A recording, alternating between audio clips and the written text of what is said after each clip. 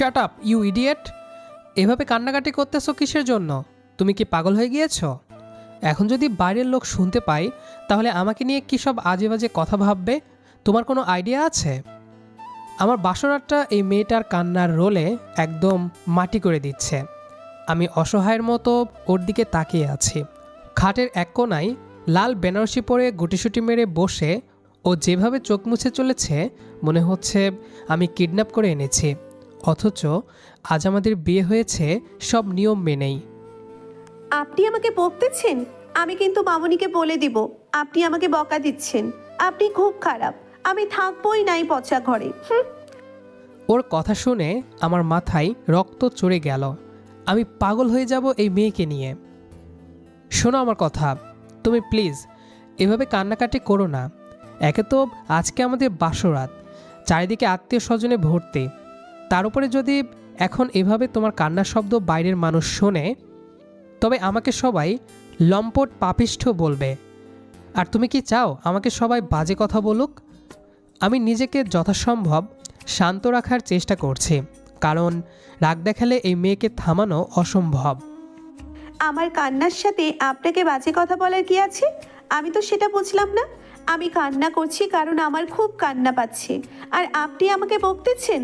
তাহলে আমি কান্না করবো না তো কি হাসবো? হি হি করে হাসবো এখন? অহনার এমন বোকা বোকা কথা শুনে আমার পুরো মাথা খারাপ হয়ে গেল। এই মেয়েটা কি বলছে সেটা ও নিজে বুঝতে পারছে তো? ওর বুদ্ধিশুদ্ধি কি একদমই হাঁটুতে? আমি একটা দীর্ঘ শ্বাস ফেলে ওর পাশে বসলাম। একটু নরম হয়ে বললাম, আরে মেরি মা, আমার কথা তো শোনো। দেখো, আজকে তোমার আর আমার বিয়ে হয়েছে। এখন তো তুমি আমাদের বাড়িতে এসেছো, তুমি আমার ঘরে আছো। এখন যদি তুমি কান্নাকাটি করো তাহলে বাইরের লোকজন ভাববে আমি তোমাকে ঘরে আটকে রেখে মেরেছি বা আঘাত দিয়েছি। তখন সবাই আমাকে পুলিশে দেবে, আমাকে সবাই খারাপ ভাববে। তুমিই বলো, কাউকে মারা বা আঘাত করা কি ঠিক? আর তোমার স্বামী পুলিশে ধরা পড়লে কি তোমার ভালো লাগবে? না, একদম ঠিক না। আর পুলিশ তো পচা লোকদের ধরে নিয়ে যায়, আপনাকে কেন ধরবে? অহনার এমন বোকা কথায় আমি একটু মনে মনে হাসলাম। মেয়েটা সত্যি কতটা সরল আর বোকা। ওকে যা বোঝালাম ও ঠিক সেভাবেই বুঝে গেল। ওর ভেজা চোখের দিকে তাকিয়ে আমার রাগটা নিমিষেই জল হয়ে গেল। এবার একটা শান্ত নিঃশ্বাস ছেড়ে ওর চোখের জল মুছে দিয়ে বললাম, এই তো তুমি বুঝতে পেরেছ। এখন যদি তুমি নিজের কান্না না থামাও তাহলে যে লোকে আমাকে খারাপ বলবে, এটা কি তোমার ভালো লাগবে বলো আমাকে? তুমি যদি চাও যে লোকে আমাকে খারাপ না বলুক তাহলে প্লিজ এখন শান্ত হও আর একদম কাঁদবে না। কিন্তু আমার তো আমার বাড়ির কথা খুব মনে পড়ছে। আমার বাবা, আমার মা, আমার সেই বারান্দার টবগুলো, সবার কথাই আমার খুবই মনে পড়ছে। কাল সকালে আমি বাড়ি যাব তো। আমি ওর মাথায় হাত বুলিয়ে বললাম, হ্যাঁ একদম যাবে। এখন লক্ষ্মী মেয়ের মতো ফ্রেশ হয়ে নাও। আমি ওকে বুঝিয়ে ফ্রেশ হতে পাঠালাম। কিছুক্ষণ পর আমরা দুজনেই ফ্রেশ হয়ে আসলাম। ঘরটা তখনও ফুলের গন্ধে মোমো করছে। আমি ক্লান্ত শরীরটা নিয়ে যখন বিছানায় শুতে যাচ্ছি তখনই ও এক ঝটকায় বিছানা থেকে নেমে গেল এবং তীব্র প্রতিবাদ করে উঠল। আপনি এখানে কেন শুচ্ছেন? আপনি কেন আমার সঙ্গে ঘুমাচ্ছেন? আপনি তো খুব পচা। যান, আপনি ওদিকে সোফায় গিয়ে ঘুমান। এই মেয়েটা আবার কি বলছে? আমার ধৈর্য আর থাকছে না। আমি ওকে টেনে কাছে এনে বোঝালাম যে দেখো না, আমাদের বিয়ে হয়েছে, আমরা এখন স্বামী স্ত্রী, তাই আমাদের নিয়ম মেনে এক ঘরে এক বিছানায় থাকতে হবে। কিন্তু ও কোনোভাবেই বুঝতে চাইছে না। ওর সেই এক কথা, কেন আমি ওর পাশে শোবো? আমার মনে মনে খুব রাগ হচ্ছে। কেন যে নিজের ইচ্ছার বিরুদ্ধে এত বাচ্চা একটা মেয়েকে বিয়ে করলাম। রাগের মাথায় ওকে শায়েস্তা করার জন্য একটা ফোন দিয়ে আটলাম। একটু ভয়ঙ্কর চেহারা করে বললাম, আচ্ছা ঠিক আছে, তোমার সাথে আমি থাকবো না, আমি বাইরে চলে যাচ্ছি। কিন্তু শোনো, আমার এই পুরনো ঘরে কিন্তু অনেকগুলো বড় বড় ভূত আছে। মাঝরাতে আলমারি আর খাটের নিচ থেকে বের হয়। এখন তো তোমাকে এই ঘরে একাই থাকতে হবে। তো তুমি কি চাও আমি ঘর থেকে চলে যাই? ভূতেরা এসে তোমার সাথে গল্প করুক? ভূত? ভূত আসবে? না না, আপনি বাইরে যাবেন না, আপনি এখানেই ঘুমান। আপনি চলে গেলে ওরা আমাকে খেয়ে ফেলবে। ভূতের কথা শুনে অহনা মুহূর্তেই কুঁকড়ে গেল। ওর মুখটা ভয়ে ফ্যাকাশে হয়ে গেছে। আমি যখন পা বাড়িয়ে দরজার দিকে যাওয়ার ভান করলাম, ও দৌড়ে এসে আমার পাঞ্জাবি পেছন থেকে 2 হাতে শক্ত করে আঁকড়ে ধরল। ওর হাত কাঁপছে। আমি মনে মনে হাসলাম এবং নিজেকে একটা বাহবা দিলাম। যাক, পিচ্চি জেদিটাকে সামলানোর সঠিক অস্ত্রটা অবশেষে পাওয়া গেছে। ও এখন আমাকে এক মুহূর্তের জন্য ছাড়ছে না। পাঞ্জাবি ধরা অবস্থাতেই আমার পাশে গুটিসুটি মেরে শুয়ে পড়ল। রাত তখন প্রায় 3টা। সারাদিনের ধকল শেষে একটু শান্তিতে ঘুমানোর চেষ্টা করছে, কিন্তু ঘুমানোর উপায় কোথায়? অহনা ভয়ে আমার পাঞ্জাবি এমনভাবে খামচে ধরে আছে যে নড়ার একটুও জায়গা নেই। ওর ছোট ছোট নিঃশ্বাস আমার কাঁধে লাগছে। কিছুক্ষণ আগে যে মেয়েটা আমাকে পচা বলে ঘর থেকে বের করে দিচ্ছিল, এখন সেই ভূতের ভয়ে আমাকে জাপটে ধরে আছে। ভাবলাম একটু ঘুমাবো, অমনি অহনা ফিসফিস করে ডাকল। এই যে শুনছেন, ও আরিয়ান সাহেব, আপনি কি ঘুমিয়ে গেলেন? আমি চোখ বন্ধ করেই একটা বিরক্তিকর শব্দ করলাম। বললাম, কি হয়েছে এখন? এত রাতে ঘুমাতে দাও। ভূত আসার টাইম তো পার হয়ে গেছে, এখন ঘুমাও। আরে শুনুন না, আপনি কি শুনতে পাচ্ছেন? ঘরের কোনায় কিসের যেন একটা শব্দ হচ্ছে, কটর কটর করে শব্দ হচ্ছে। ওই যে দেখুন, জানালার পর্দাটা নড়ছে, নির্ঘাত ভূত এসেছে। আপনি তাড়াতাড়ি উঠে ওটা তাড়িয়ে দিয়ে আসুন না। আমি চোখ খুলে ওর দিকে তাকালাম। ও ভয়ে কম্বলটা একদম নাক পর্যন্ত টেনে তুলেছে। আমি একটু বিরক্ত হয়ে বললাম, আরে ওটা ইঁদুর হবে হয়তো, না হয় বাতাসে পর্দা নড়ছে। এখন ঘুমাও তো না, কাল সকালে আবার তোমার বাড়িতে যেতে হবে না? না, আপনি এখনই উঠে দেখে আসুন। যদি ভূত হয় আর আমার পা ধরে টেনে নিয়ে যায়, আমি কিন্তু একদমই ঘুমাতে পারছি না। আর শোনেন, আমার খুব পানির পিপাসাও পেয়েছে, আমাকে 1 গ্লাস পানি এনে দিন না। আমি একটা লম্বা শ্বাস ছেড়ে বিছানা থেকে নামলাম। মনে মনে নিজেকে বললাম, আরিয়ান, তুই একটা রোবট হয়ে যা, না হলে এই পিচ্চি তোর জীবন অতিষ্ঠ করে দেবে। আমি পানি এনে ওর হাতে দিলাম। ও ঢকঢক করে পানি খেয়ে গ্লাসটা আমার হাতে দিয়ে আবার বলল, আচ্ছা, ভূতেরা কি খুব লম্বা হয়? ওদের দাঁত কি সত্যি মূলার মতো বড় বড়? আপনি কি কখনো ভূত দেখেছেন? আমি মাথায় হাত দিয়ে বিছানায় বসে পড়লাম। আমার মনে মনে খুব রাগ হলো। কেন যে একে ভূতের ভয় দেখাতে গেলাম? এখন তো নিজের গর্ত নিজেই খুঁড়েছি। আমি দাঁতে দাঁত চেপে বললাম, দেখো অহনা, ভূতেরা খুব ভালো।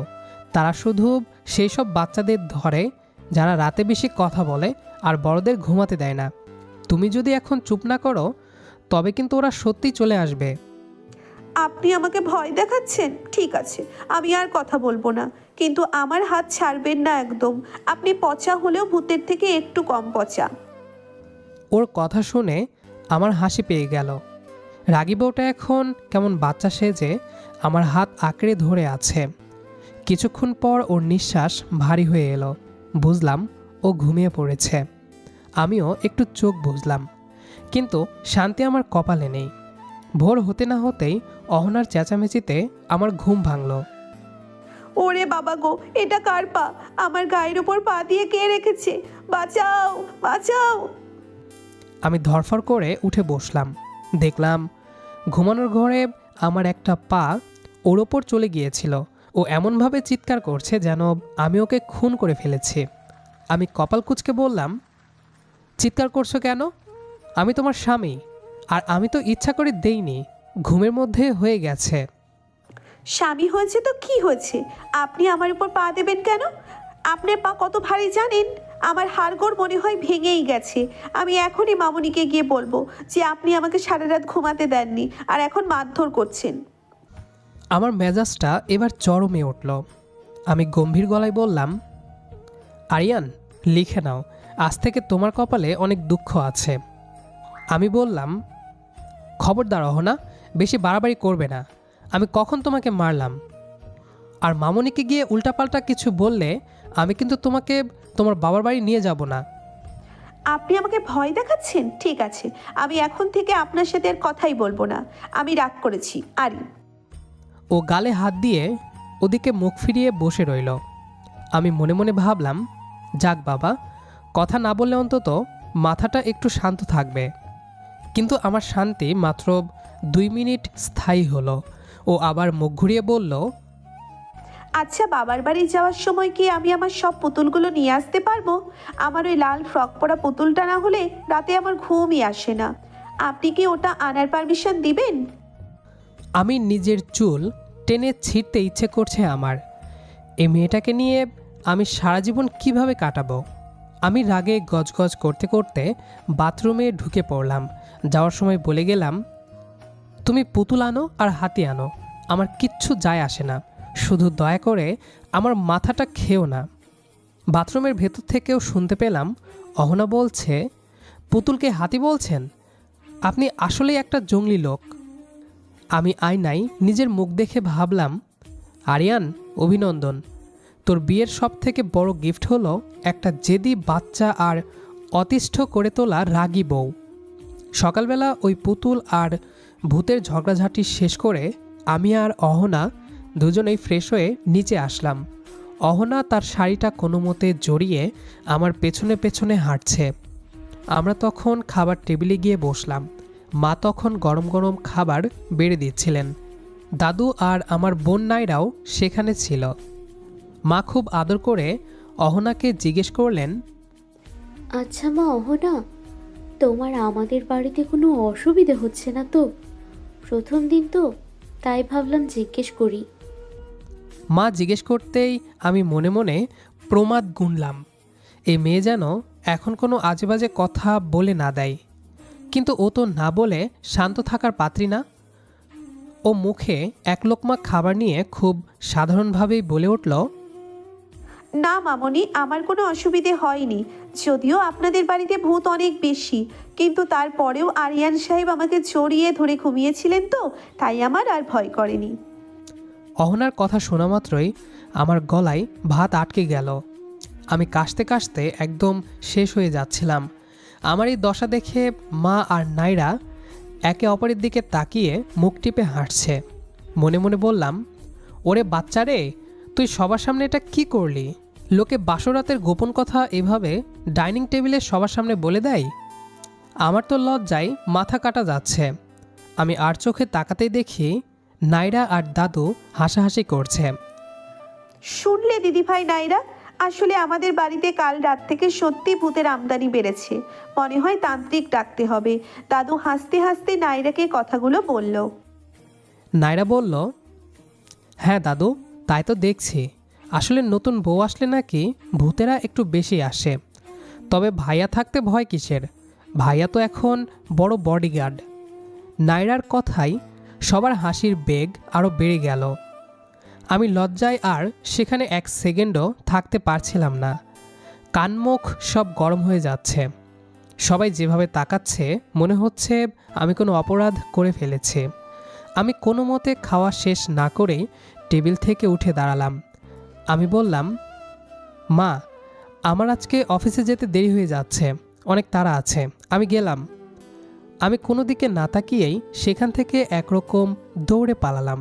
পেছন থেকে সবার হাসির শব্দ আমার কানে আসছিল। আমার পালানোর ভঙ্গি দেখে ওরা আরও বেশি হাসছে। অহনা কিন্তু তখনও অবাক হয়ে তাকিয়ে আছে। আচ্ছা, সবাই এভাবে হাসছে কেন মামনি? আমি কি খারাপ কিছু বলেছি? আর আরিয়ান সাহেব ওভাবে দৌড়ে পালালেনই বা কেন? না দিদি ভাই, তুমি একদম ঠিক বলেছ। আসলে আমরা সবাই হাসছি কারণ আমরাও তো কাল রাতে ভূতের তাড়া খেয়েছি। আরিয়ানও মনে হয় ভূতের তাড়া খেয়ে পালাচ্ছে।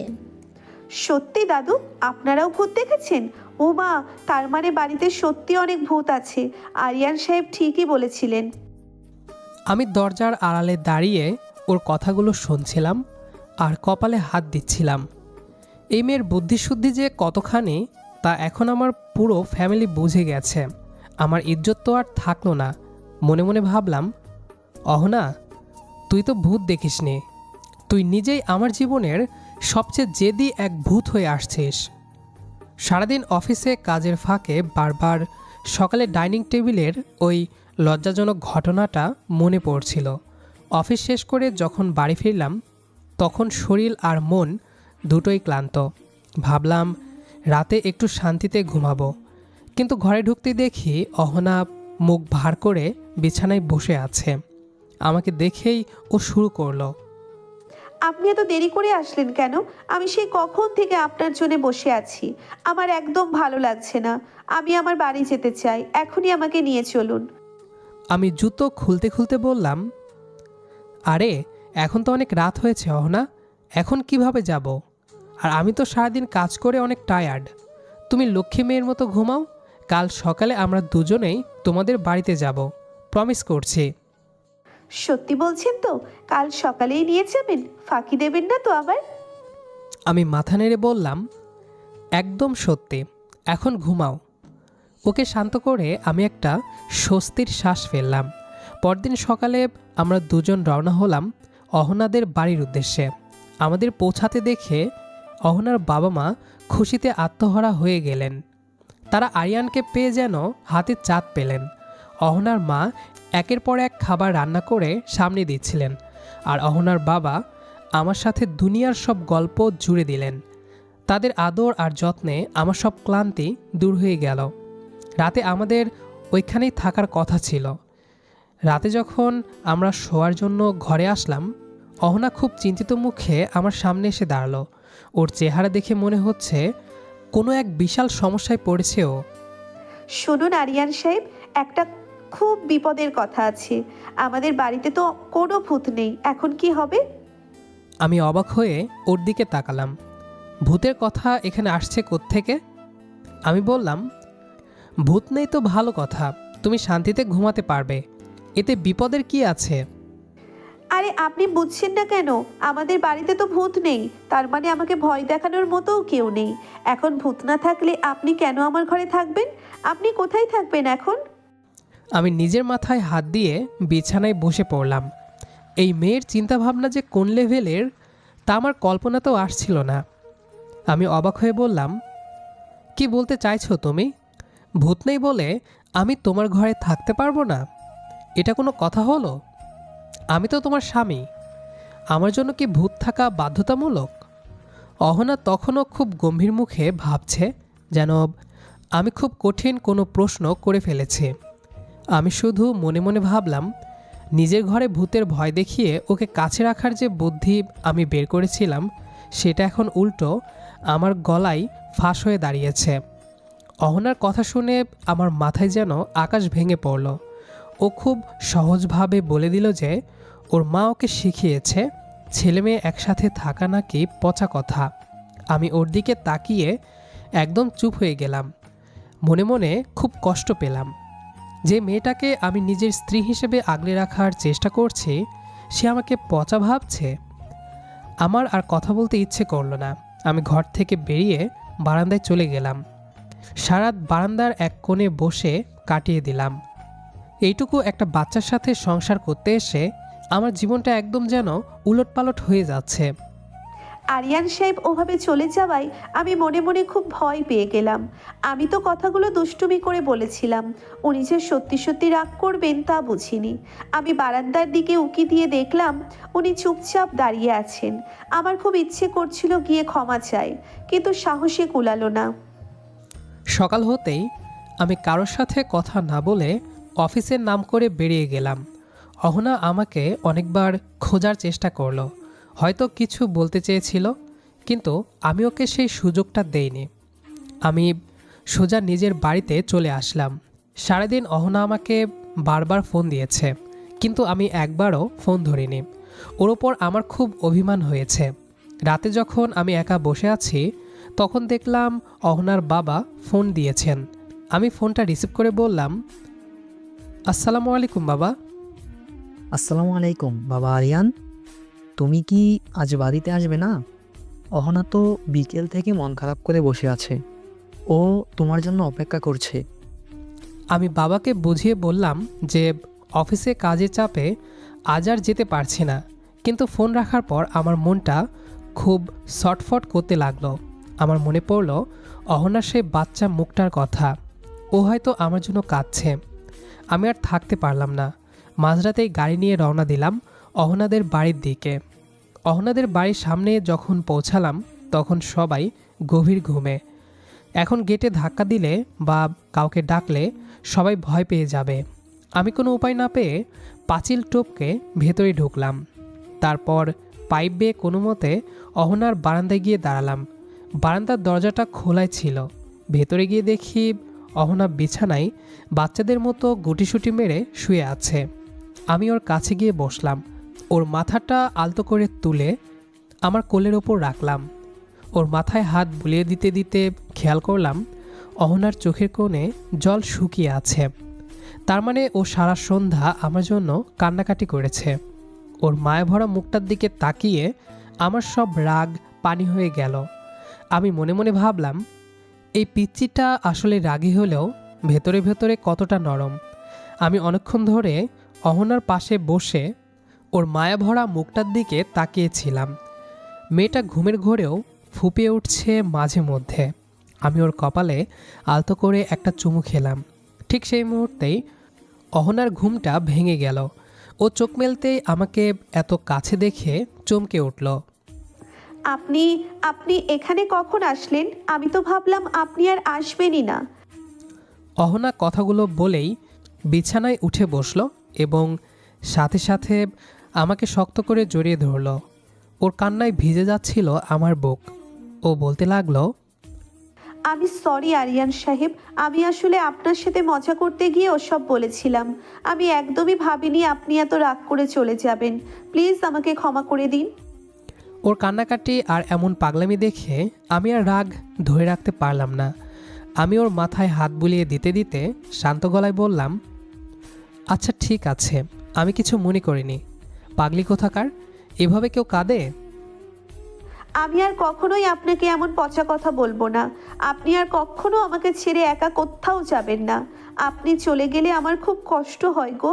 আমি আপনাকে ছাড়া একদম থাকতে পারি না। অহনার মুখের এই কথাগুলো শুনে আমার বুকের ভেতরটা কেমন যেন করে উঠল। আমি বুঝতে পারলাম এই মেয়েটা মুখে যতই জেদ দেখাক বা বাচ্চা মানুষের মতো আচরণ করুক না কেন, ও আসলে আমার মায়ায় পড়ে গিয়েছে। ঠিক যেমনটা আমি ওর এই নিষ্পাপ আর পাগলাটে মায়ে আটকে গিয়েছি। আমি ওর হাত দুটো ধরে বললাম, তুমি আর কখনো আমাকে ঘর থেকে বেরিয়ে যেতে বলবে তো? না, একদম না। কান ধরেছি, আর কখনো বলবো না। আমাদের মধ্যে সব মান অভিমান এক নিমিষেই মিটে গেল। রাতটা পরম শান্তিতে কাটল। সকালবেলা যখন আমরা দুজনে একসাথে ঘর থেকে বের হলাম তখন দেখলাম অহনার বাবা মা ড্রয়িং রুমে বসে আছেন। আমাদের দুজনকে হাসি মুখে একসাথে বের হতে দেখে তাদের মুখেও হাসি ফুটে উঠল। আরিয়ান বাবা, তোমাদের দুজনকে একসাথে দেখে আমার মনটা আজ ভরে গেল। আমি খুব চিন্তায় ছিলাম যে আমার এই জেদি মেয়েটা তোমার সাথে থাকতে পারবে কিনা, কিন্তু আজ তোমাদের দেখে বুঝলাম আমার মেয়েটা খুব যোগ্য একজনের হাতে পড়েছে। তুমি ওকে এভাবেই সারা জীবন আগলে রেখো। ঠিক বলেছ। অহনা মা খুব ভাগ্যবতী যে ও তোমার মতো একজন স্বামী পেয়েছে। ও অনেক সময় না বুঝে অনেক জেদ করে ফেলে, কিন্তু তুমি যেভাবে মাঝরাতে ছুটে এসে ওর মান ভাঙালে, তাতে আমি নিশ্চিত আমার মেয়েটা তোমার কাছে অনেক সুখে থাকবে। আমার মামনিটা সত্যি এবার অনেক সুখী হবে। আমি বাবার কথা শুনে মৃদু হাসলাম। আমার মনে হলো জীবনের সব রাগ আর অভিমান এই একটা মুহূর্তেই সার্থক হয়ে গেল। অহনা তখন আমার দিকে তাকিয়ে ফিসফিস করে বলল যে আমি যেন আর কখনো ওর ওপর রাগ না করি। আমি ওর হাতটা আলতো করে চেপে ধরলাম। অহনার বাবা আর মা তৃপ্তির হাসি হেসে আমাদের বিদায় দিলেন। আমি মনে মনে ভাবলাম, এই পিচ্চি জেদি মেয়েটার সাথেই আমার সারাটা জীবন খুনসুটি আর ভালোবাসায় কেটে যাবে। আমাদের ছোট্ট সংসারটা এভাবেই সুখে ভরে থাকুক। তো দর্শক বন্ধুরা, আমরা গল্পটির শেষ প্রান্তে চলে এসেছি। তো আমাদের আজকের গল্পটি আপনাদের কাছে কেমন লেগেছে অবশ্যই কমেন্ট করে জানাবেন। দেখা হবে আবারও নতুন কোনো গল্প নিয়ে। সে পর্যন্ত আমাদের সাথেই থাকবেন। আর পুরো গল্পটি যারা শেষ পর্যন্ত শুনেছেন তাদের সবাইকে অসংখ্য ধন্যবাদ।